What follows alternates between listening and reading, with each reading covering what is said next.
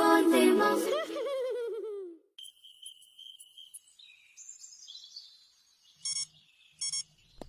राइका, अभी तक उठी नहीं आप? 6:45 हो चुके हैं और आज रिजल्ट डे है। अल्हम्दुलिल्लाहिल्लज़ी अहयाना बअदमा अमातना व इलैहिन नुशूर।